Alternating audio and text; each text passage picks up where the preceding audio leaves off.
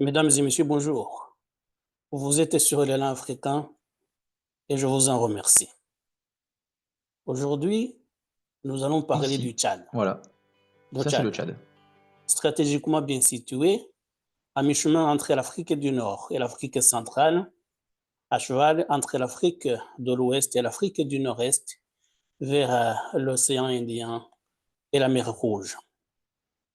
Cette position stratégique donne bien évidemment des avantages dont le pays compte bien profiter. Pour nous en convaincre, nous partons de l'actualité, de certains sujets d'actualité qui vont constituer notre dossier du jour. Et il y a des acteurs que nous allons évoquer au cours de ce dossier, à savoir le Tchad, bien sûr, mais également il y aura la France, le Soudan, l'Éthiopie, l'Égypte et les trois pays du Sahel, à savoir le Burkina Faso, le Niger et le Mali. Commençons par le premier point, à savoir le départ de l'armée française du Tchad. Ce jeudi 26 décembre 2024, la base militaire française de Faye-à-Largeau au Tchad, donc, a été rétrocédée à l'armée tchadienne.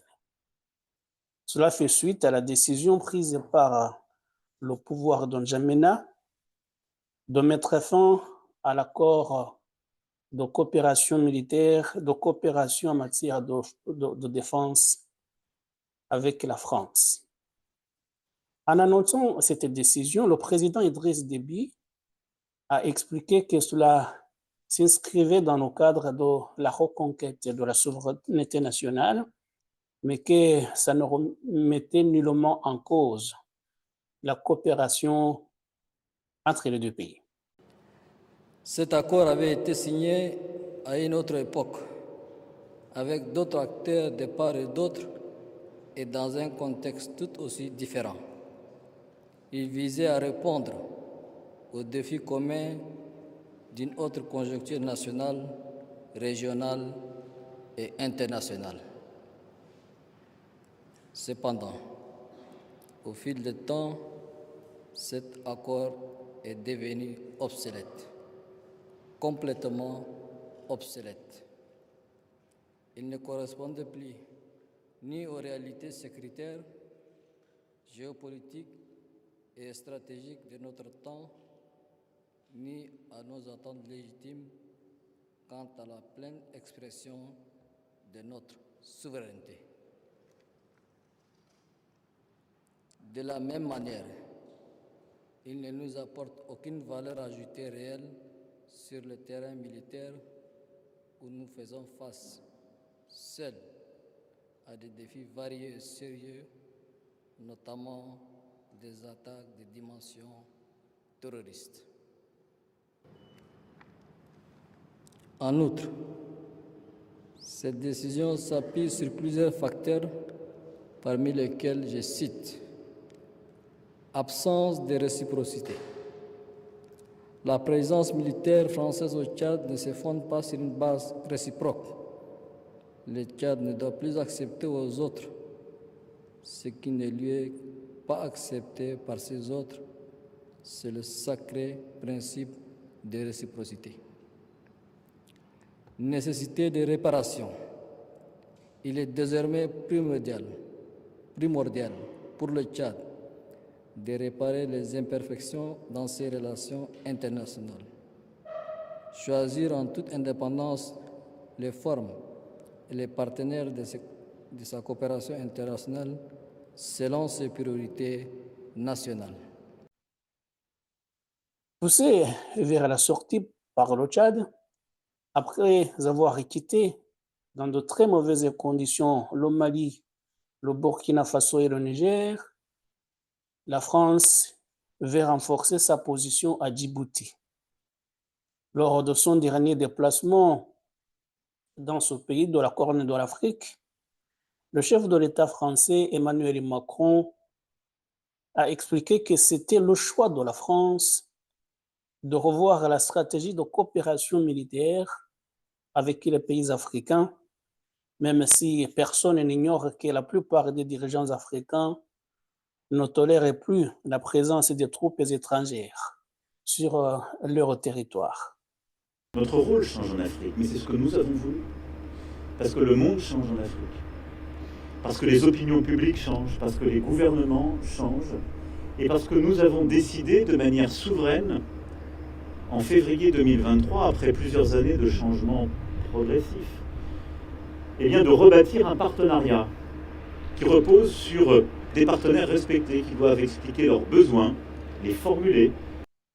Pour revenir à ce qui nous intéresse aujourd'hui, après sa visite à Djibouti, Emmanuel Macron a effectué une visite remarquée en Éthiopie qui se présente comme une puissance régionale. Mais quel est le rapport avec le Tchad? Le rapport est que l'Éthiopie entretient des relations houleuses, conflictuelles avec l'Égypte, une autre puissance régionale. Cela vient du fait que l'Éthiopie est en train de construire un barrage électrique sur le Nil, ce que ne veut pas l'Égypte. Et donc, cela fait que les relations entre les deux pays sont très compliquées aujourd'hui. Et donc, Emmanuel Macron s'est rendu en Éthiopie et quelques jours après, l'Égypte a dépêché une délégation de haut niveau au Tchad. C'est peut-être un hasard du calendrier, mais il est difficile de ne pas faire le lien. La délégation égyptienne, conduite par le ministre des Affaires étrangères, était officiellement composée d'investisseurs et d'hommes d'affaires. Mais lors d'un entretien accordé par le président Idriss Déby vendredi, les deux parties ont évoqué des sujets comme la lutte contre le terrorisme dans la région et le conflit au Soudan. Et c'est là justement que ça devient intéressant. D'un côté, le chef de l'État français qui se rend en Éthiopie, pays qui se bat aux côtés de l'armée soudanaise contre les paramilitaires des FSR, les forces de soutien rapide. De l'autre côté, une délégation égyptienne au Tchad, pays accusé de faciliter l'acheminement des armes vers la rébellion des paramilitaires des forces de soutien rapide. Car vous le savez, le Conseil souverain soudanais, faisant office de gouvernement dirigé par le général Abdel Fattah al-Burhan, accuse certaines puissances étrangères de soutenir les FSR et surtout, il cite souvent les Émirats arabes unis. Et vous avez, selon une enquête de l'agence de presse Reuters, des douzaines d'avions en provenance des Émirats arabes unis ont atterri ces derniers mois à Amdjaras, au Tchad, un aéroport qui se trouve à 50 km de la frontière avec le Soudan et qui serait donc utilisé régulièrement pour des livraisons d'armes à la rébellion soudanaise des forces de soutien rapide.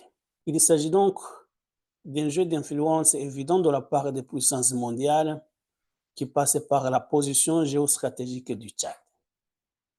Décrié, l'armée française part renforcer ses bases à Djibouti et la France renforce ses liens de coopération avec l'Éthiopie, qui est en conflit ouvert avec l'Égypte sur fond de construction du fameux barrage de la Renaissance sur le Nil.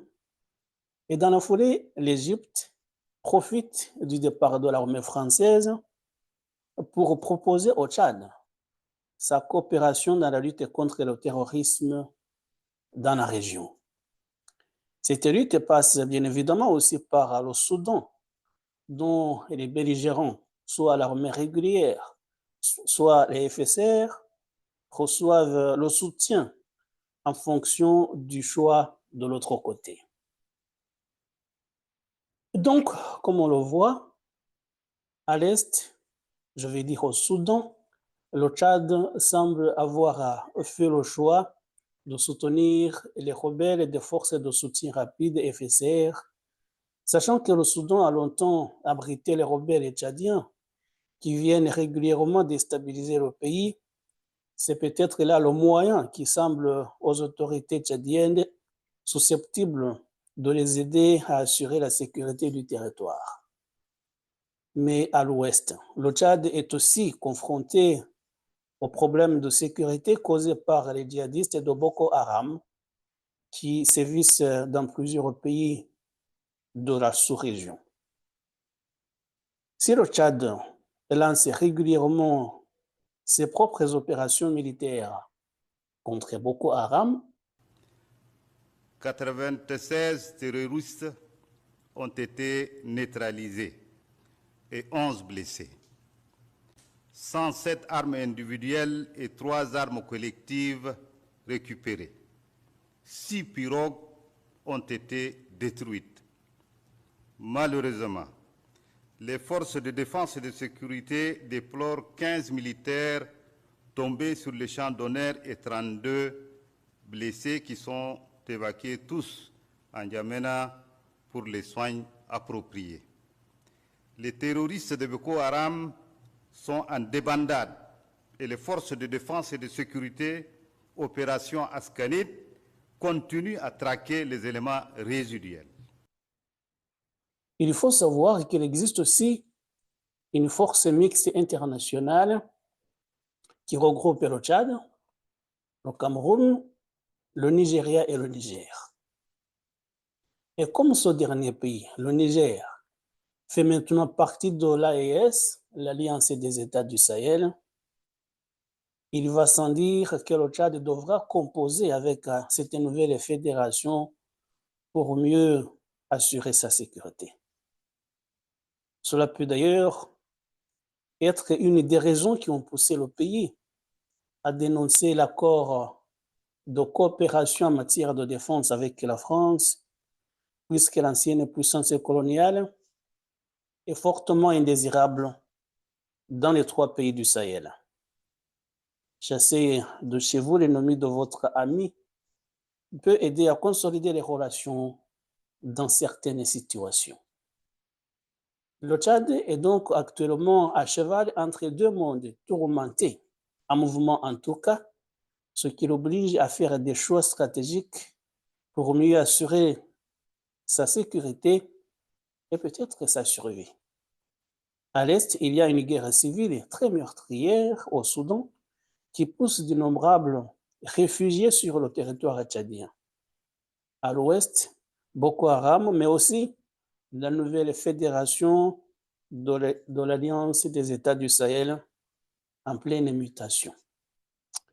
Notons que tous ces acteurs, mis à part les acteurs lointains comme la France et les Émirats arabes unis, comme les 3 pays du Sahel, le Mali, le Burkina Faso et le Niger, sont dirigés par des régimes militaires. Le Tchad aussi est dirigé par un officier militaire qui vient de s'ériger au rang de maréchal. Le Soudan est dirigé par un général de l'armée qui lutte contre une rébellion sous les ordres de notre général. Le premier ministre éthiopien était militaire, tout comme le président égyptien. C'est une région aux mains des militaires qui mettent en avant les problèmes de sécurité de leur pays. Ceci explique peut-être cela. Disons en tout cas qu'on assiste à de multiples changements dans cette région. Nous avons parlé aujourd'hui du Tchad, dont la position géostratégique oblige à faire des choix, à prendre des décisions qui peuvent parfois mal passer ou être incompréhensibles aux yeux de l'opinion publique. Et voilà, c'était le dossier du jour, c'était le Tchad. Merci de nous avoir prêté attention et à très bientôt. Bon dimanche à tous.